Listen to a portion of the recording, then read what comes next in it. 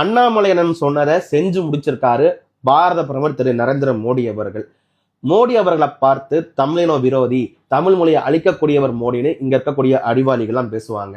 ஆனா அண்ணாமலை அண்ணன் அவர்கள் 2023 வருடம் டிசம்பர் மாசம் நாகப்பட்டினத்துல வச்சு தமிழர்களுடைய அடையாள சின்னமாக இருக்கக்கூடிய சோழர்களுடைய செப்பேடுகளை நெதர்லாண்டில் இருக்கக்கூடிய லீடன் பல்கலைக்கழகத்திலிருந்து கொண்டு வந்து மீட்கணும்னு ஒரு கோரிக்கை விடுத்தாரு அண்ணன் அண்ணாமலை அவர்கள். 2023 வருஷம் ஞாபகம் வச்சுக்கோங்களேன். அதை செஞ்சு முடிச்சிருக்காரு மோடி.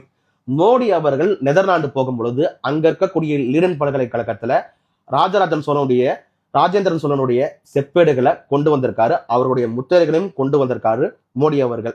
17ஆம் நூற்றாண்டு காலகட்டத்துல டச்சுக்காரர்கள் தமிழகத்துல இருக்கும் பொழுது இங்க இருக்கக்கூடிய தமிழர்களுடைய அடையாளத்தையும் செப்பேடுகளையும் நிறைய விஷயத்தை கொண்டு போய் அவங்க நாட்டில் வச்சிருக்காங்க.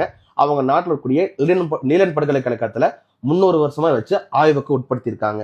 அதை மீட்டு கொண்டு வந்திருக்காரு மோடி அவர்கள்.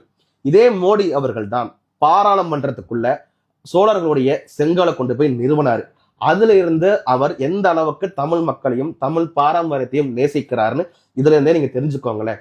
இந்த செப்பேடுகள்ல தமிழ் மொழியும் இருக்கு, ஆங்காங்க சமஸ்கிருத மொழியும் இருக்கு. இந்த செப்பேடுகள்ல ராஜராஜன் சோழனும் ராஜேந்திரன் சோழர்களும் என்னென்ன விஷயங்களை தானம் பண்ணாங்க, அவங்க காலகட்டத்துல எந்த மாதிரியான சிவிலைசேஷன்லாம் இருந்திருக்குன்றத உண்டான ஆதாரங்கள் இந்த செப்பேடுகள் இருக்கும் பொழுது தமிழ் மொழியும் தமிழர்களும் எந்த அளவுக்கு நாகரிகமான சமுதாயம் அப்படின்னு உலக நாடுகளுக்கு தெரியும் இந்த செப்பேடுகள் மூலியமாக.